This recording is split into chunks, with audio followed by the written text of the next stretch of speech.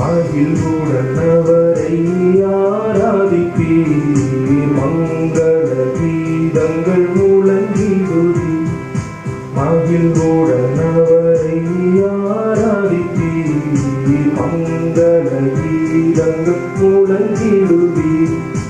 அவரே தேவன் என்றறிவீர், அவரே நம்மை படைத்தாரே. ஆண்டவரின் திருச்சந்நிதியில் ஆனந்தமுடனே பாடுவீர். தந்தை மகன் தூய ஆவியாரின் பெயராலே ஆமென். நம் ஆண்டவராகிய இயேசு கிறிஸ்துவின் அருளும் கடவுளின் அன்பும் தூய ஆவியாரின் நட்புறவும் உங்கள் அனைவரோடும் இருப்பதாக. ஆன்மாவோடும் இருப்பதாக. இயேசுவில் அன்புக்குரிய இறை மக்களை, திருப்பலி முக்கியமாக நம்முடைய குடும்பத்திற்காக ஒப்புக் கொடுப்போம். இன்றைய மந்தமான சூழ்நிலையில் நம்முடைய விசுவாசம் குறைந்து வருகின்ற இந்த காலகட்டத்தில், துன்பம் நிறைந்த இந்த காலகட்டத்தில் நாம் வாழ்ந்து கொண்டிருக்கின்றோம். இந்த கொரோனா என்ற வைரஸ் மூலமாக நாம் இன்னும் பல இன்னல்களை அடைத்து கொண்டிருக்கின்றோம். எனவே இந்த திருப்பலியில் கடவுள் நம்மை நிறைவாக ஆசீர்வதிக்க வேண்டும். அனைத்து துன்பங்களிலிருந்தும், உடல் துன்பம், மனநோய் துன்பம், மனசோர்வு, நம்முடைய குடும்ப பொருளாதாரம், இப்படி அனைத்து துன்பத்திலிருந்தும் கடவுள் நம்மை விடுவிக்க வேண்டும், நம் அனைவரையும் ஆசீர்வதிக்க வேண்டும். இதனால் நாம் மிக கூடிய சீக்கிரம் அனைத்து துன்பத்திலிருந்து விடுபட்டு கடவுளை போற்ற வேண்டும், அவரோடு ஒவ்வொரு நாளும் உறவாட வேண்டும், மீண்டும் கூடிய சீக்கிரத்தில் நம்முடைய ஆலயத்துக்கு வர வேண்டும் என்று இத்திருப்பலில் தொடர்ந்து மன்றாடுவோம். இத்திருப்பலில் தகுந்த முறையில் பங்கெடுக்க நம்முடைய குற்றங்கள், குறைகள், பாவங்கள் அனைத்தையும் மனம் நினைத்து மனம் வருந்தியவனிடம் மன்னிப்பு கேட்போம்.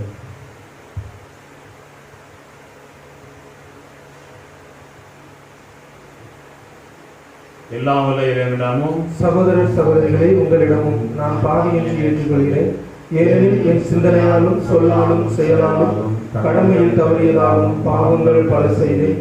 என் பாவமே, என் பாவமே, என் பெரும் பாவமே. ஆகையால் எப்போதும் கன்னியான புனித மரியாதை, வானதூதர் புனிதர் அனைவரையும், சகோதர சகோதரிகளே உங்களையும் நாம் இறைவனாகிய ஆண்டவரிடம் எனக்காக வேண்டிக் கொள்ள மன்றாடுகிறேன். எல்லாம் வல்ல இறைவன் நம் மீது இரக்கம் வைத்து நம் பாவங்களை மன்னித்து நம் நிறைவால் கலைத்து செல்வாராக. ஆமென்.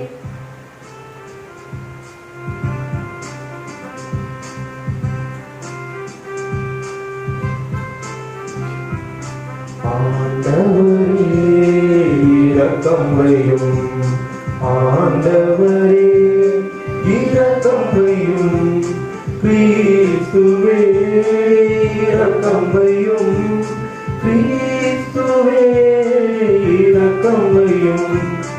ஆண்டவரே இரக்கம் வையும், ஆண்டவரே இரக்கம் வையும், இரக்கம் வையும், இரக்கம் வையும். ஜெபிப்போமாக. ஆண்டவரே, எங்கள் பணிகளை காணிக்கையாக உமது பீடத்திற்கு கொண்டு வருகின்றோம். இவற்றை கனிவுடன் ஏற்று எங்களது மீட்பின் அருளமாக மாற்றுவீராக.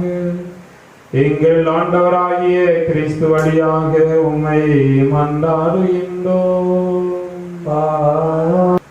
கடவுள் தாவீதின் வழிபரப்பிலிருந்து இயேசு என்னும் மீட்பர் தோன்று செய்தார். திருத்தூதர் பணிகள் நூலிலிருந்து வாசகம். அதிகாரம் 13, இறை வார்த்தைகள் 13 முதல் 25 முடிய. சகோதர சகோதரிகளே, பவுலும் அவர்களோடு இருந்தவர்களும் பாப்போவிலிருந்து கப்பல் ஏறி பம்பாலியாவில் உள்ள பெருகை நகருக்கு வந்தார்கள். அங்கே யோவான் அவர்களை விட்டு அகன்று எருசலேமுக்கு திரும்பினார். அவர்கள் பெருகையிலிருந்து புறப்பட்டு சென்று பிசிதியாவில் உள்ள அந்தியோக்கியாவை அடைந்தார்கள். ஓய்வு நாளன்று அவர்கள் தொழுகை கூடத்திற்கு சென்று அங்கு அமர்ந்திருந்தார்கள். திருச்சட்டமும் இறைவாக்கினர் நூல்களும் வாசித்து முடித்த பின் தொழுகை கூட தலைவர்கள் அவர்களிடம் ஆள் அனுப்பி, சகோதரரே, உங்களுள் யாராவது மக்களுக்கு அறிவுரை கூறுவதாயிருந்தால் கூறலாம் என்று கேட்டுக்கொண்டார்கள். அப்போது பவுல் எழுந்து கையால் செய்கை காட்டிவிட்டு கூறியது, இஸ்ரேல் மக்களே, கடவுளுக்கு அஞ்சுவோரே கேளுங்கள். இந்த இஸ்ரேல் மக்களிடம் கடவுள் நம்முடைய மூதாதையரை தேர்ந்தெடுத்தார். அவர்கள் எகிப்து நாட்டில் அந்நியர்களாக தங்கியிருந்த போது அவர்களை ஒரு பெரிய மக்களிடமாக்கினார். பின்பு அவர் தன் தோல் வலிமையை காட்டி அவர்களை அந்த நாட்டை விட்டு வெளியே அழைத்து கொண்டு வந்தார். 40 ஆண்டு காலமாய் பாலை நிலத்தில் அவர்களிடம் மிகுந்த பொறுமை காட்டினார். அவர் கானான் நாட்டின் மீது 7 மக்கள் இனங்களை அழித்து அவர்கள் நாட்டை இவர்களுக்கு ஏறக்குறைய 450 ஆண்டுகள் உரிமை சொத்தாக அளித்தார். அதன் பின்பு இறைவாக்கினர் சாமுவேலின் காலம் வரை அவர்களுக்கு நீதி தலைவர்களை அளித்தார். பின்பு அவர்கள் தங்களுக்கு ஓர் அரசர் வேண்டும் என்று கேட்டார்கள். கடவுள் கீசு என்பவரின் மகனான சவுல் என்பவரை அவர்களுக்கு அரசராக கொடுத்தார். பென்யமின் குலத்தவராகிய அவர் 40 ஆண்டுகள் ஆட்சி செலுத்தினார். பின்பு கடவுள் அவரை நீக்கிவிட்டு தாவீதை அவர்களுக்கு அரசராக ஏற்படுத்தினார். அவரை குறித்து, ஈசாயின் மகனான தாவீதை என் இதயத்துக்கு உந்தவனாக கண்டேன், என் விருப்பம் அனைத்தையும் அவன் நிறைவேற்றுவான் என்று சான்று பகர்ந்தார். தாம் அளித்த வாக்குறுதியின்படி கடவுள் அவருடைய மரபிலிருந்து இஸ்ரேலருக்கு கடவுள் இயேசு கிறிஸ்து என்னும் மீட்பரை தோன்றச் செய்தார். அவருடைய வருகைக்கு முன்பே யோவான் மனமாறி திருமுழுக்கு பெறுங்கள் என்று இஸ்ரேல் மக்கள் அனைவரிடமும் பறைசாற்றி வந்தார். யோவான் தம் வாழ்க்கை என்னும் ஓட்டத்தை முடிக்கும் தருவாயில், நான் யார் என நீங்கள் நினைக்கிறீர்களோ அவர் அல்ல நான், இதோ எனக்கு பின் ஒருவர் வருகிறார், அவருடைய மிதியடிகளை அவிழ்க்கவும் எனக்கு தகுதி இல்லை என்று கூறினார். ஆண்டவரின் அருள்வாக்கு. இறைவனுக்கு நன்றி. நீங்கள் கூற வேண்டிய பல்லவி. ஆண்டவரே, உமது பேரன்பை என்றென்றும் நாங்கள் அறிவிப்போம். ஆண்டவரே, உமது பேரன்பை என்றென்றும் நாங்கள் அறிவிப்போம். ஆண்டவரின் பேரன்பை பற்றி நான் என்றும் பாடுவேன். நீர் உண்மையுள்ளவர் என தலைமுறை தோறும் என் நாவால் அறிவிப்பேன். ஆண்டவரே, உமது பேரன்பை என்றென்றும் நான் அறிவிப்பேன். உமது பேரன்பு என்றென்றும் நிலைத்துள்ளது என்று அறிவிப்பேன்.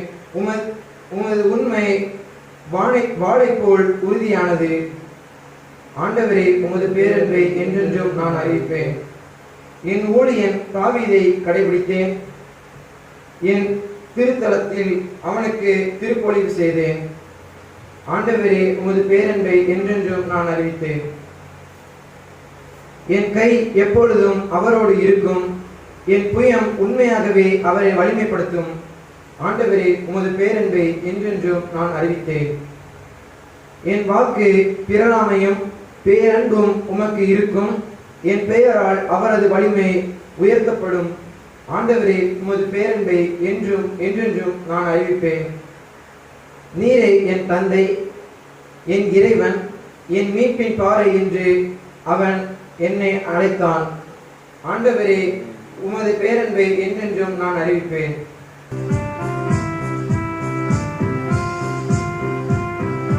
அல்லேலூயா, அல்லேலூயா, அல்லேலூயா, அல்லேலூயா, அல்லேலூயா, அல்லேலூயா, அல்லேலூயா, அல்லேலூயா.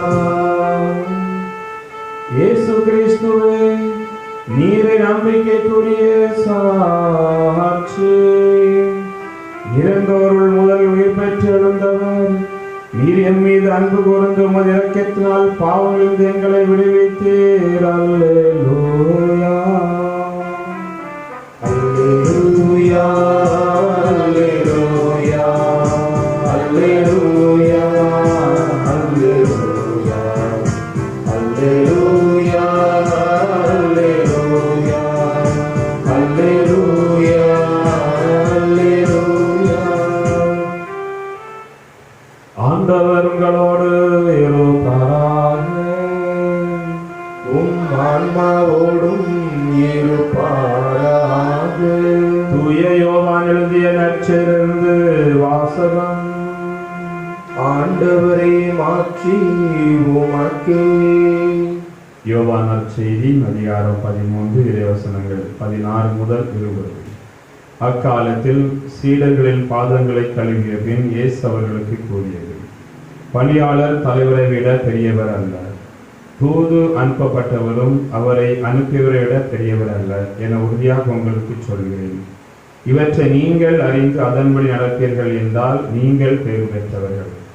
உங்கள் அனைவரையும் பற்றி நான் பேசவில்லை. நான் தேர்ந்து கொண்டவர்கள் யாரென எனக்கு தெரியும். எனினும் என்னோடு உண்பவனே என்மேல் பாய்ந்தான் என்னும் மறைநூல் வாக்கு நிறைவேறியாக வேண்டும்.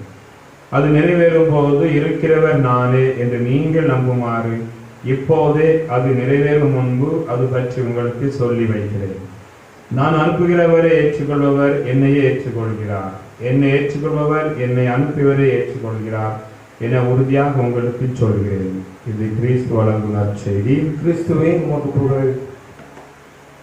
இயேசுவில் அன்புக்குரிய சகோதர சகோதரிகளே, என்னுடைய பாசமிகு அன்பு மக்களே, உங்கள் அனைவரையும் இந்த யூடியூப் சேனல் மூலமாக, இந்த திருப்பலின் மூலமாக உங்களை சந்திப்பதில் நான் பெரும் மகிழ்வு அடைகிறேன்.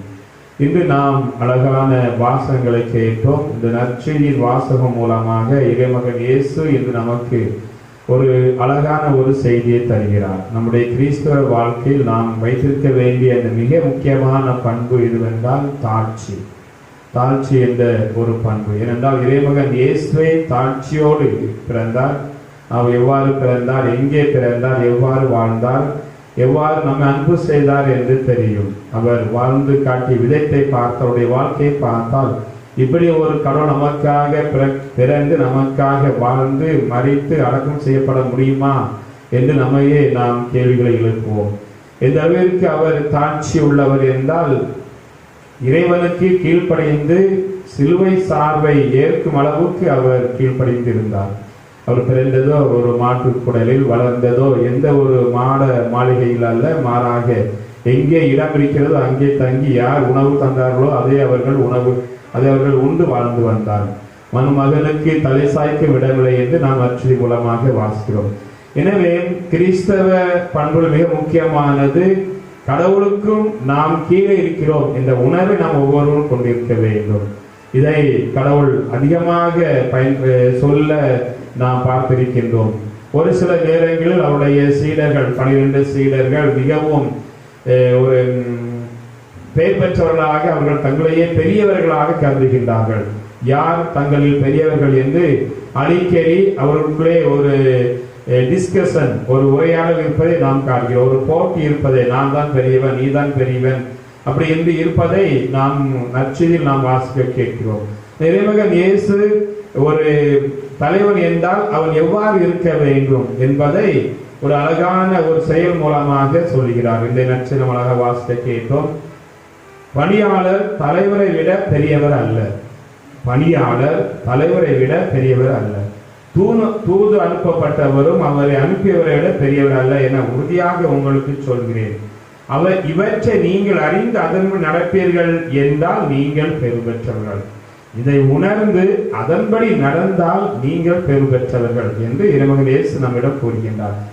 ஏனென்றால் ஒரு சில நேரம் நம்முடைய அந்த அப்போஸ்தலர்கள் யார் பெரியவர் என்று அவர்களுக்குள்ளே ஒரு குழப்பம், ஒரு போராட்டம், ஒரு சண்டை இருப்பது போல நம்முடைய கிறிஸ்துவ வாழ்க்கையிலும் குறிப்பாக அந்த பங்கில் ஒரு சில பேர் நான் தான் பெரியவன், நீ தான் நான் இதையெல்லாம் செய்கிறேன், அதெல்லாம் நான் பெரியவன், நான் கோயிலுக்கு போகிறேன், நற்கருணை வாங்கிறேன், ஜெபிக்கிறேன், ஒவ்வொரு நாளும் அதை செய்கிறேன், இதை எனவே நான் ஒரு பெரியவன், நான் தான் பங்கில் பெரியவன் அப்படி என்று நாம் ஒரு சில கிறிஸ்தவன் மாறுதலை கொள்வது உண்டு. ஆனால் இறைவன் இயேசு இதை தவறு இந்த அழகாக சுட்டி காட்டுகிறார். ஏனென்றால் தலைவராக இருப்ப முதலில் பணியாளனாக இருக்க வேண்டும்.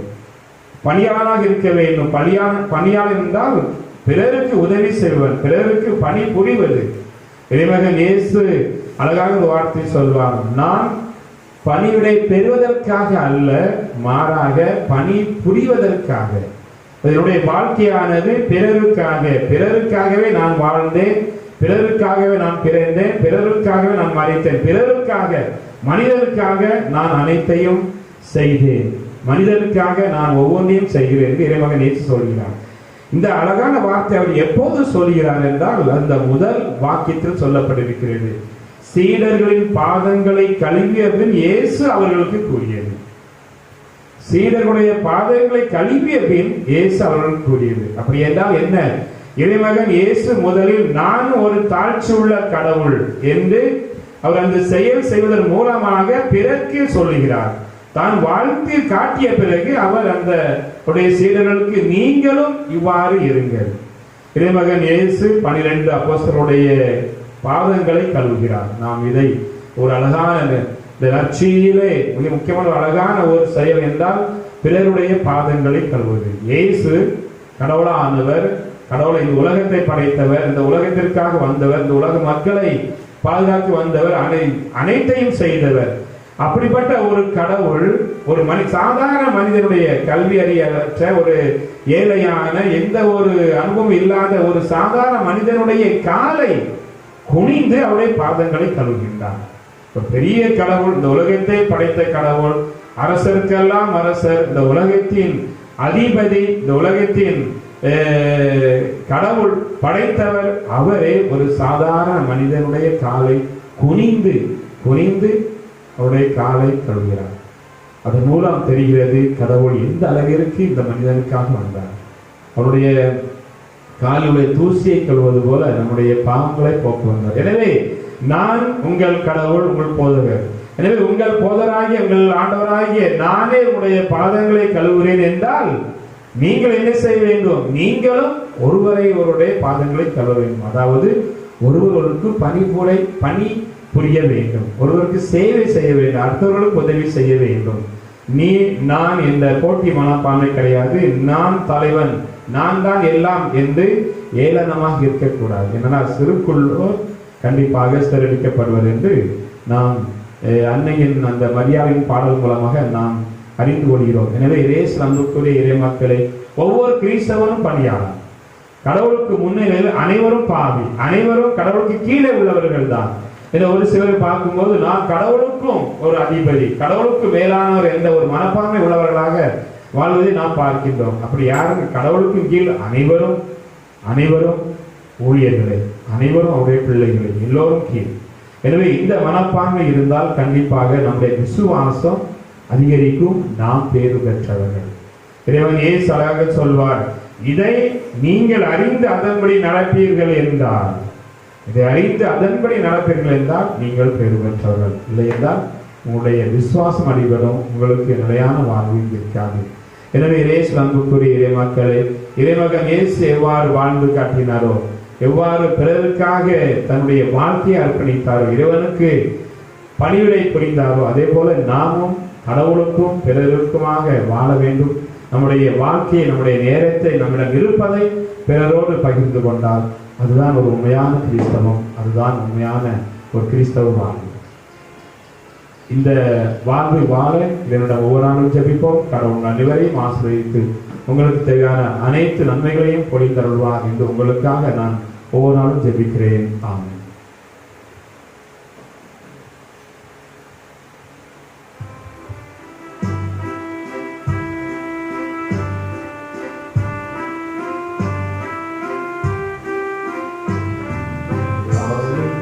தந்தோம் கர்த்தாவே, ஏற்றுக்கொள் எம்மையை இப்போதே. காணிக்கை தந்தோம் கர்த்தாவே, ஏற்றுக்கொள் எம்மையை இப்போதே. கண் கொண்டு பாரும் கடவுளின் மகனே, காணிக்கை யார் தந்தார் நீதானே. கண் கொண்டு பாரும் கடவுளின் மகனே, காணிக்கை யார் தந்தார் நீதானே. காணிக்கை தந்தோம் கர்த்தாவே, ஏற்றுக்கொள் எம்மையை இப்போதே. சகோதர சகோதரிகளே, என்னுடைய உங்களுடைய திருப்பதி எல்லாம் தந்தையாக கேட்டதாகும்படி மன்றாடுங்கள். ஆண்டவர் தமது திருப்பெயரின் புகழ்ச்சிக்காகவும் மாட்சிக்காகவும் நமது நன்மைக்காகவும் புனித திரு அவையின் அனைத்து நலனுக்காகவும் உமது கையினின்று இப்பலியை ஏற்றுக்கொள்வாராக. ஆண்டவர் எங்கள் இறைவா, வலுக்குறைவுற்ற எங்களுக்கு உதவியாக இப்பொருட்களை படைத்திருக்கின்றீர். அதனால் இவை எங்களுக்கு நிலைவாழ்வின் அருளடகமாக மாறிட அருள் புரிவீராக. எங்கள் ஆண்டவராகிய கிறிஸ்து வழியாக உம்மை மன்றாடுகின்றோம். ஆமென்.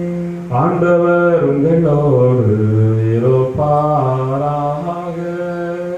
உம் ஆன்மாவோடும் இருப்பாராக. இதயங்களை மேலே எழுப்புங்கள். ஆண்டவரிடம் எழுப்பியுள்ளோம். நம் இறைவனாகிய ஆண்டவருக்கு நன்றி கூறுவோம். அது தகுதியும் நீதியும் ஆனதே. ஆண்டவரே, காலத்தில் உம்மை புகழ்ந்துரைப்பதும் எல்லாவற்றுக்கும் மேலாக எங்கள் பாஸ்கவாகிய கிறிஸ்து பலியானி சிறப்பான காலத்தில் உம்மை இன்னும் மிகுதியாக வாழ்த்தி போற்றுவது மெய்யாகவே தகுதியும் நீதியும் ஆகும். எங்கள் கடமையும் மீட்புக்கு உரிய செயலும் ஆகும். கிறிஸ்து தம் திருவுடலை ஒப்பு கொடுத்து சிலுவையின் மெய்யான பலியில் முற்கால பலிகள் நிறைவு பெறச் செய்தருளினார். எங்கள் மீட்புக்காக அவர் உம்மிடம் தம்மையை கையளித்த போது அவரை குருவாகவும் பலிபீடமாகவும் செம்மறியாகவும் விளங்கினார். ஆகவே பாஸ்கா மகிழ்ச்சி பொங்க அனைத்துலகின் மாந்தர் அனைவரும் அக்களிக்கின்றனர். அவ்வாறு ஆற்றல் மீட்போரும் அதிகாரம் கொண்ட தூதர்களும் உமது மாட்சியை புகழ்ந்து பாடி முடிவின்றி சொல்வதாவது: தூயவர் தூயவர் தூயவர் தூயவர், வான் படைகளின் கடவுளாம் ஆண்டவர். விண்ணகமும் மண்ணகமும் உமது மாட்சியால் நிறைந்துள்ளன. உன்னதங்களிலே ஓசன்னா. ஆண்டவர் பெயரால் வருபவர் ஆசி பெற்றவர். உன்னதங்களிலே ஓசன்னா.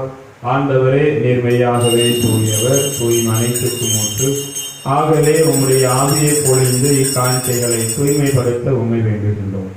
இவ்வாறு எங்கள் ஆண்டவர் இயேசு கிறிஸ்துவின் உடலும் இரத்தவுமாக எங்களுக்கு இவை மாறுவனவாகும். அவர் பாடுபட உளம் கனிந்து தம்மை கையளித்த போது அப்பத்தை எடுத்து நன்றி செலுத்தி தம் சீடர்களுக்கு அளித்து கூறியதாகும்: அனைவரும் இதிலிருந்து பெற்று உண்ணுங்கள், ஏனெனில் இது உங்களுக்காக கையளிக்கப்படும் என் உடல்.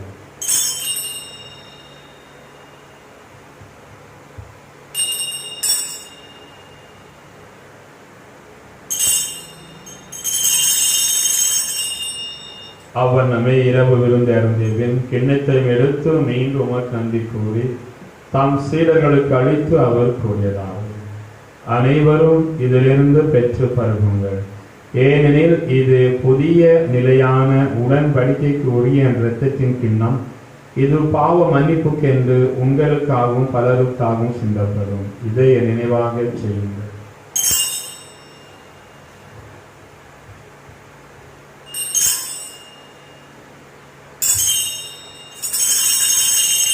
விசுவாசத்தின் மறைபொருள்: ஆண்டவரே, நீர் வருமளவும் உமது இறப்பினை அறிக்கையிடுகின்றோம், உமது உயிர்ப்பினையும் எடுத்துரைக்கின்றோம். ஆகவே ஆண்டவரே, நாங்கள் கிறிஸ்து இறப்பினை உயிர்ப்பினை நினைவு கூர்ந்து வாழ்தலும் அப்பத்தையும் மீட்பு அளிக்கும் கிண்ணத்தை உமக்கு ஒப்புக் கொடுக்கின்றோம்.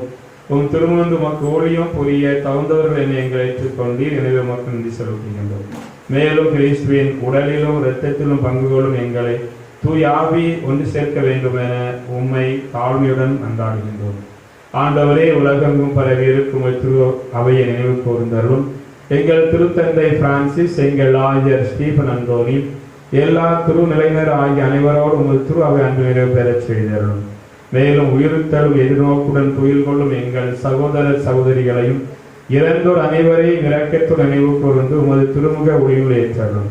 எங்கள் அனைவரும் மீது இரக்கமாயிரும். கடவுளின் கன்னி தாயான புனித மரியா, அவருடைய கணவரான எங்கள் பாதுகாவலர் புனித சூசையப்பர், புனித திரு தூதர்கள், இவ்வுலை உமக்கு உகந்தவராய் இருந்தோர் ஆகிய புனிதர் அனைவருடனும் நாங்கள் நிறைவாழி பங்கொள்ளும் தகுதி பெற்று உம் திருமகன் இயேசு கிறிஸ்து வழியாக உம்மை புகழ்ந்தேத்த வரமருள உம்மை மன்றாடுகின்றோம்.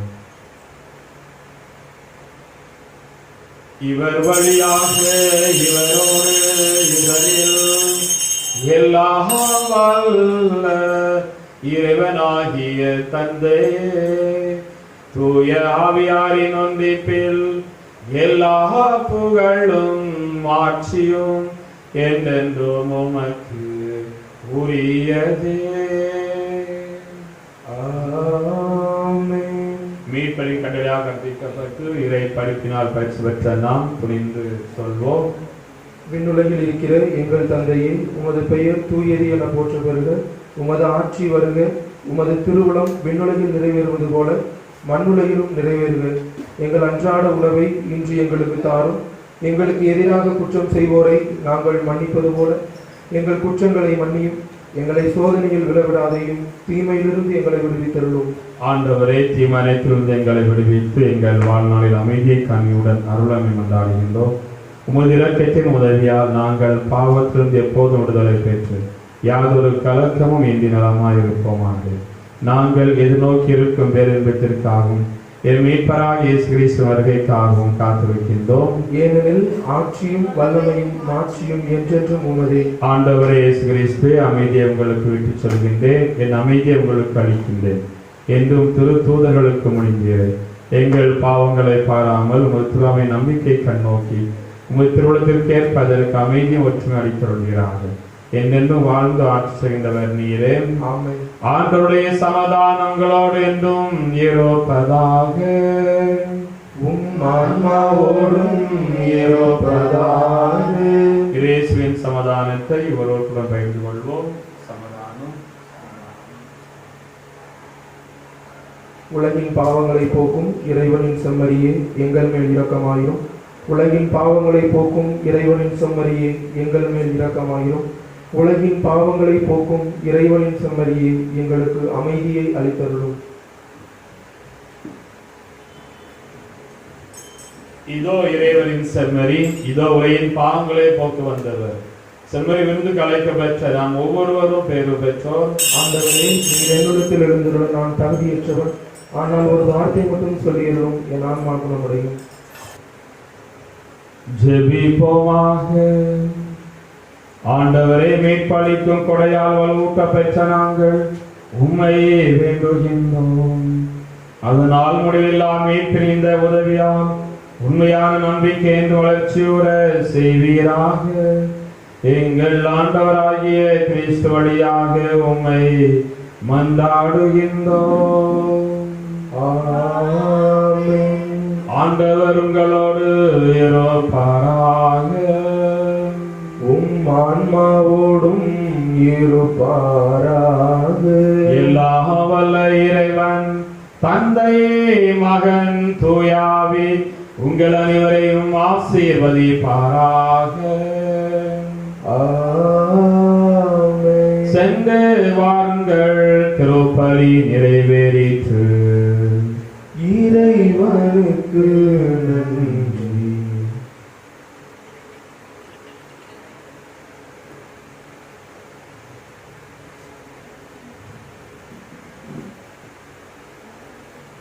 மாதாவே துணை நீரே, உம்மை வாழ்த்தி போற்றவரம் பாரும். இதோ பிள்ளைகள் வந்தோம் அம்மா, ஏற்றன்பகையவை பாரும். மாதாவே துணை நீரே, உம்மை வாழ்த்தி போற்றவரம் தாரும். இதோ பிள்ளைகள் வந்தோம் அம்மா, ஏற்றன்பகையவை பாரும். வானோர் சம்மரசே தாயேயம் நந்தாட்டை தயவாய் கேளும். ஈனோ என்றமை நீர் தள்ளாமல் ஏற்காலத்திலும். மாதாவே துணை நீரே, உம்மை வாழ்த்தி போற்றவரம் தாரும். இதோ பிள்ளைகள் வந்தோம் அம்மா, ஏற்றன்பகையவை பாரும். ஒன்றே கேட்டிடுவோம் தாயேயாம், ஓர் சாவான வாழ்ந்தானும். எங்கேனும் செய்திடாமல் காத்து உம்மை சுத்தகளாய் பேணும். மாதாவே துணை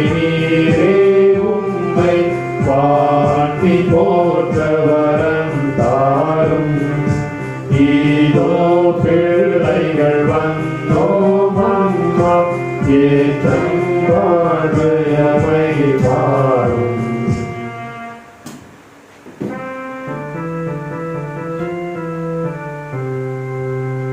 நிலையான புகழுக்குரிய தூய இறை நன்மைக்கே எல்லா காலமும் வணக்கமும் புகழும் போற்றியும் மாற்றியும் உண்டாக கடவுளே.